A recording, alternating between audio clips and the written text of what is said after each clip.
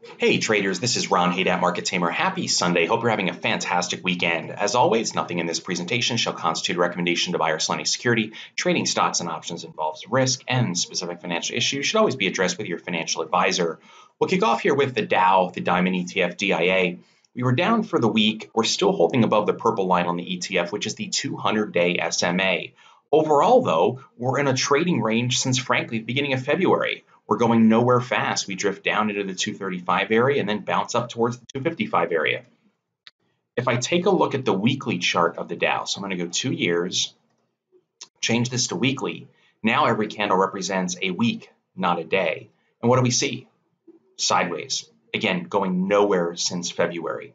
Even the weekly still is holding up. Now the 50 period moving average on the weekly is right around that 238 area, and it coincides with those lows around the 235 area. So 235, 238, we'll keep an eye on that area. If we start closing on a weekly basis below there, then we could talk about some sort of deeper potential correction. Right now, we're just range bound. Nothing's really exciting the market, considering all the negative headlines, or at least what the media would like you to believe is a negative headline. Nothing really bad has happened just yet. That could all change. If we transition over to the Qs, they're starting to look a little heavy. And we'll talk about that with some specific stocks here in a little bit, like Amazon and Facebook looking heavy. But if I go, right into the Qs, we had our gap down on the 25th, which was Monday. We bounced the 50-day, which was Thursday, and now here we sit. We're still in this overall slight uptrending channel. If I go 2 years weekly on the Qs, they're still in an uptrending channel on the weeklies. They look actually very strong. If I start out with the IWM, which is the Russell 2000, 2-year weekly, looking really good right now. They're even above their red line, which is the 20 period moving average. If I drop into, let's just do a 6-month daily, they're still above their 50-day in orange. The IWM still looks very good. The MDY, which are your mid caps, they're hanging above their 50-day. And then if I go to the SPY, which I have a long-term bullish position in, the SPY was down on the week too, not by a whole lot. We're back into this range. And in a similar fashion, if I go 2 years, weekly, what do we see? Sideways action. One bullish way to look at this over the long term, after such an amazing run, all we're doing is consolidating near the highs. This is still very bullish long term on the charts. So until we get to see some breakdowns, which at least would be the 50 period moving average here, the bulls get the longer term edge. Now, short term using the spiders, we are neutral to bearish going into this week. That's the day-to-day bias because we're below the we're basically right on the 5-day, but we're below the 20-day in red. And we have a 5-day in blue crossing down through a 20-day in red. That's a mini sell signal, and that occurred back on the 25th. So again, target 200-day, then target the previous lows around 257.50. If we go to the VIX, we're sitting around 16. That's not exactly high in terms of the VIX. We're off the 12 area, but we're not shooting higher.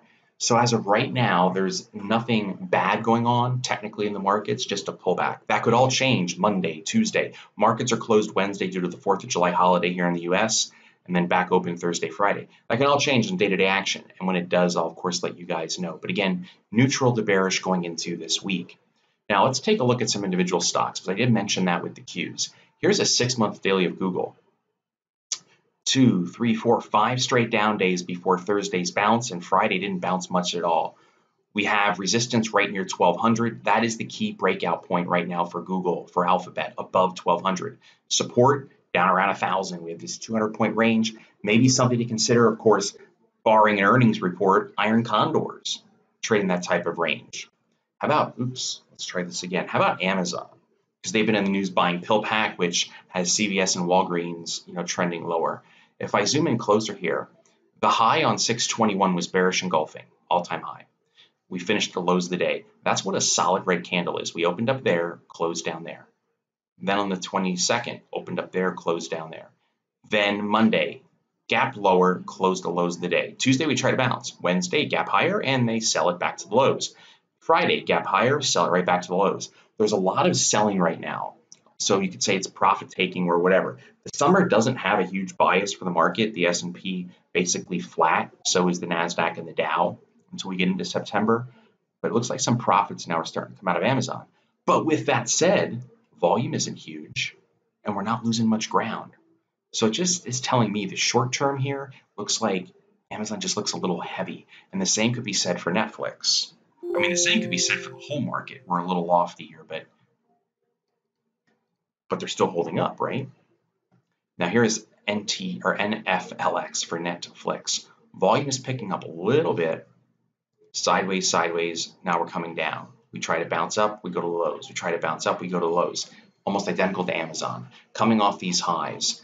Looks like a short-term top is likely in until some news comes out. Maybe that has to be the next set of earnings reports. But if Netflix or Amazon close at new highs, that is incredibly bullish in my opinion. How about Facebook?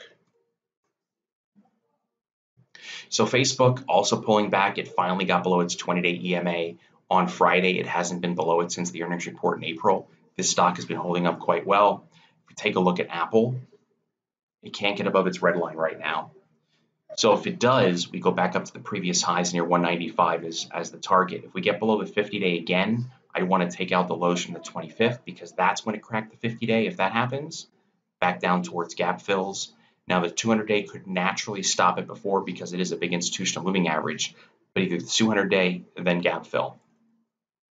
Now let's look at WBA, which is Walgreens Boots Alliance. The stock was down big on the Amazon news on Thursday. Friday was a doji. This thing remains short-term bearish. You do have some tails down here. We could argue that is a potential beginning of, I shouldn't say beginning of, but tweezer-like bottoming pattern. I don't like it all that well. On a scale of 1 to 10, 10 being a fantastic one, I'd give this like a 5.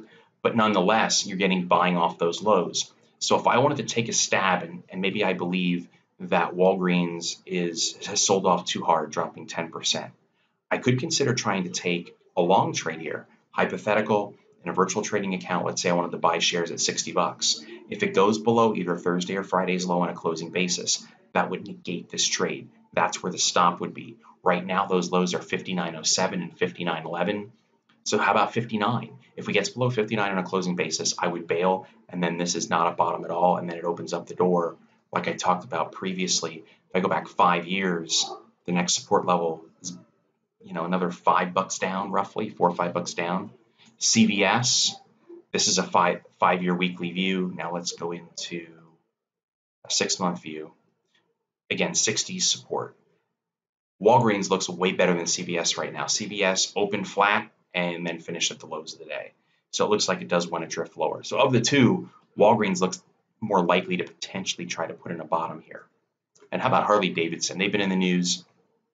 Hog is still holding 40. Keep an eye on that. If it breaks 40, that could open up the door for a bigger correction. Otherwise, it needs to get back above the 200-day in purple and that 615 high. If that happens, gap fills a target. So we'll keep watching Hog.